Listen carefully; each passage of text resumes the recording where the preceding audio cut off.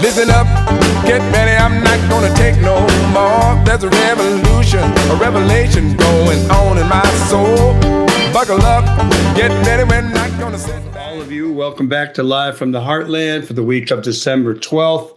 And I'm here with Don Rose, who's our longtime contributor, a fellow who is really up on what's going on in politics. And we're so grateful that he shares his time with us at least once a month.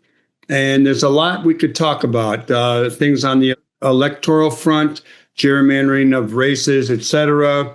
How's the president doing? Does he have dementia? Who's making decisions?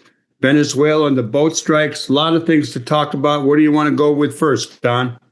Well, they're all worthy of going with. What I do want to bring out is the fact that we're worried about the killing of those two survivors. I think we've killed 84, 85 people in 24 boat bombings, all of which are dubiously legal. But the one that is attracting the most attention is a second bombing on what appeared to be a couple of survivors of one of the boats allegedly carrying drugs. Now, we don't know, first of all, whether any of these boats were carrying drugs. They may well have. There's some cocaine coming through there. But it's all what they're telling us right now, and we have no proof. Now, the worst thing about dropping bombs on two survivors is that this is a violation of the rules of war. And it turns out that our Secretary of he calls himself the Secretary of War. He's still technically the Secretary of Defense. Pete Hegseth, at an earlier speech to the military, which we may remember a couple of months ago, disdained the rules of engagement. He called them stupid. He wants to get rid of them. He calls them woke. He calls them politically correct. All of these are historically, some of them go back many, many years. The rules of engagement are things that made warfare slightly more civil. It involves not killing prisoners of war. It involves not murdering civilians in the course of your war. Of course, civilians do die, usually as on the side, but and we have in the past targeted civilians, but that's something we try to get rid of. It's something we were blaming Israel for horrendously. So Hegseth, in effect, says we're not going to pay any attention to the rules of engagement, and therefore he drops the bomb on these two struggling people with a capsized boat. Now, they give all kinds of crazy interpretations that these people who are gesticulating for some kind of salvation were giving secret messages to their own kind to come rescue them, which would be open them up for attack. Or they say that they're trying to right the boat and save the cocaine, all of which is total nonsense. Now, this is just one little aspect of what is the worse and larger crime, this bombing of now, 20-some boats and killing nearly 100 people with absolutely no military justification. Trump has declared that we are in a war with the drug cartels, and we're trying to save Americans. Well, the fact is, American lives are being lost to fentanyl, but fentanyl does not come from Venezuela. There's something going on with Venezuela. It certainly has a dictator who might well be replaced, but what is our excuse for going in? Are we going to go in? Are we just going to keep bombing little boats? Are we going to eventually bomb the land, as Trump says? Are we going to invade?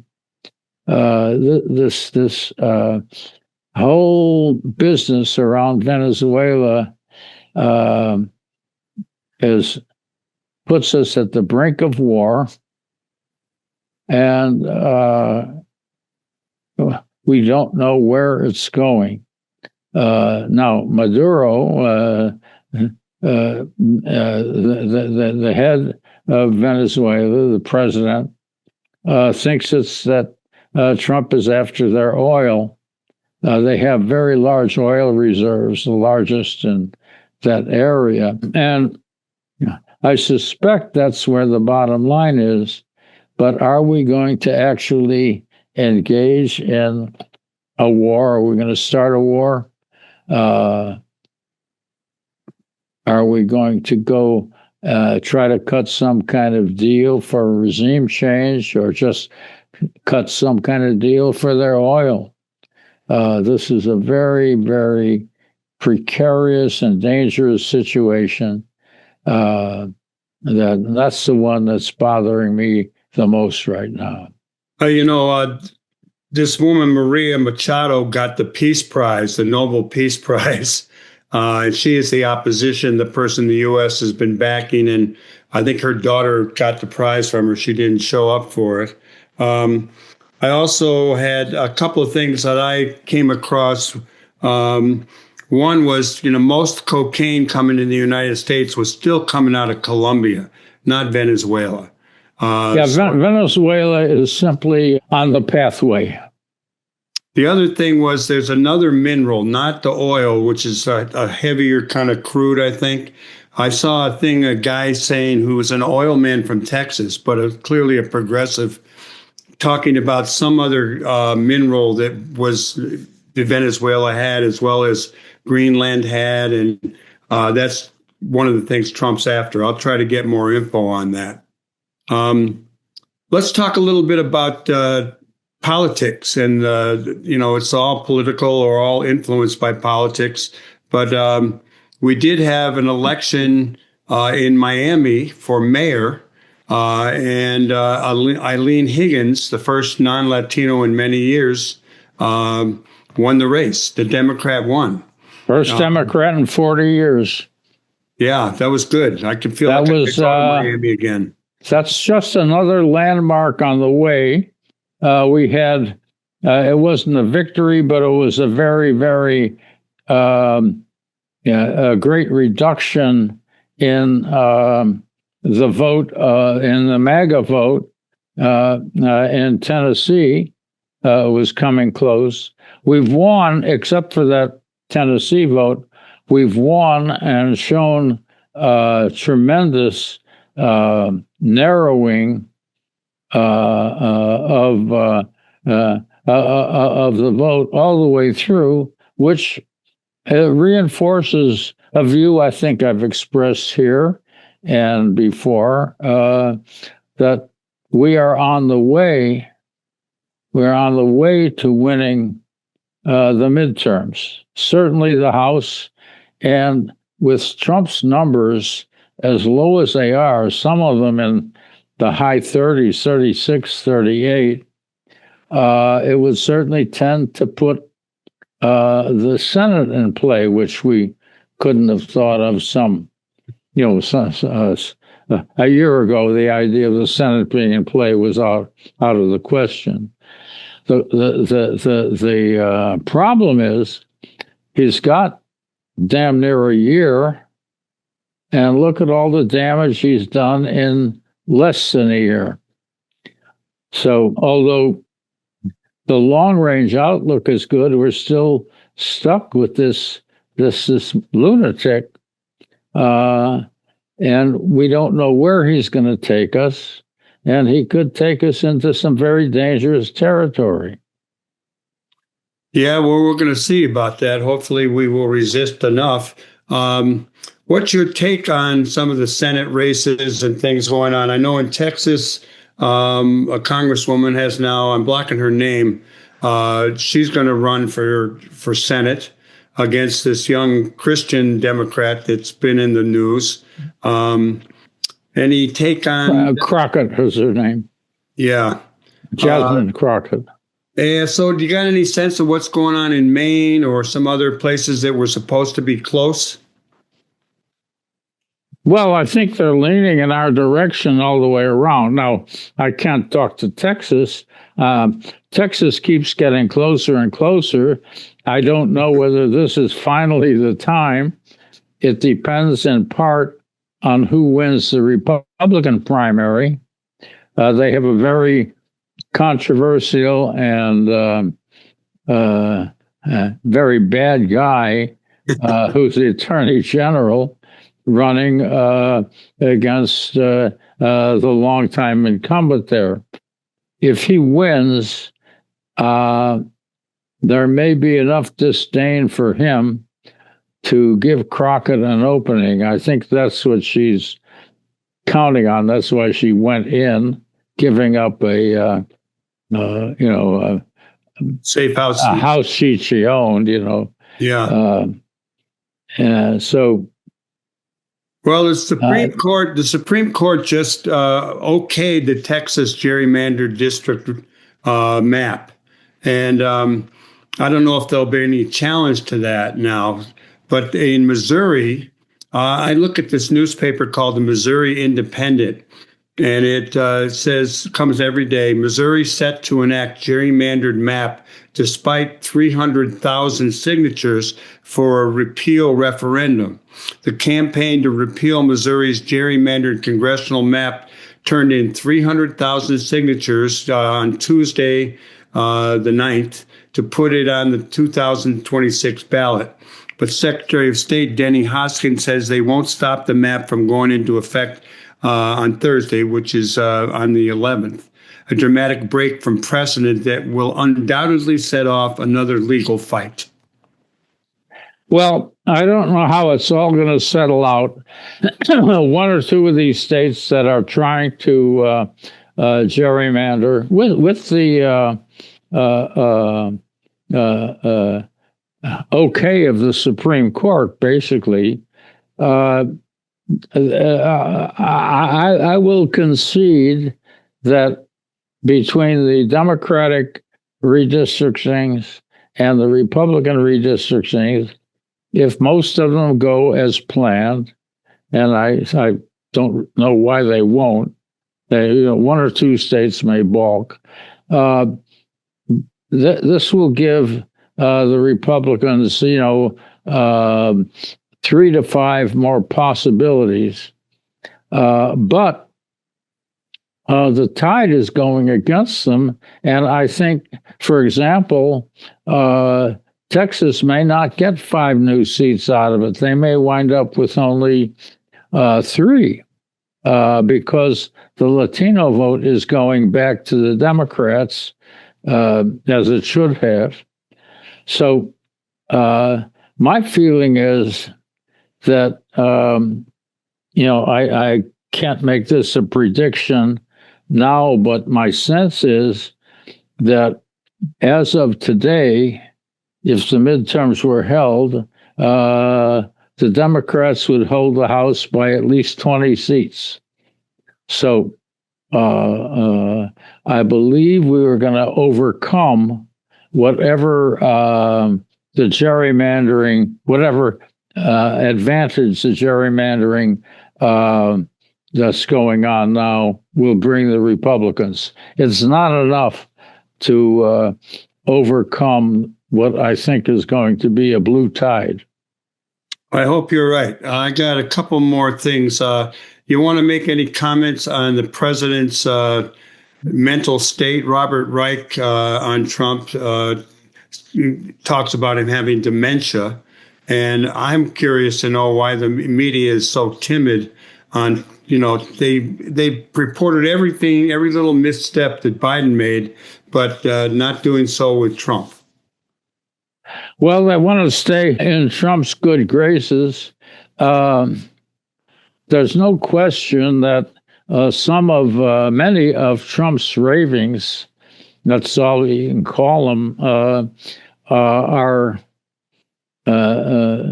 so bizarre that they suggest a deteriorated mind at work. Now, I've always felt he's had a deteriorated mind all the way along. Can we medicalize everything that's wrong with this guy? He may have some physical disabilities. They always hide, they always hide his condition, whatever it is, by saying he's in perfect health, the most perfect health of any president in modern history, et cetera, et cetera. There is no question that, he'll be 80 soon. He will have some shortcomings. I've got my shortcomings at 95, but I think my brain is still working so that I can speak rationally. Trump has always spoken so irrationally, it's hard to figure him out. And, is he ultimately going to have some kind of overt breakdown the way poor Biden did in the middle of that debate? All we can do is wait for it. Is he going to have a heart attack? Is he going to have this or that?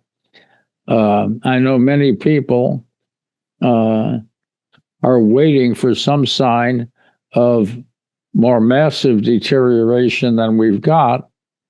But right now we're all speculating, and with good cause to speculate.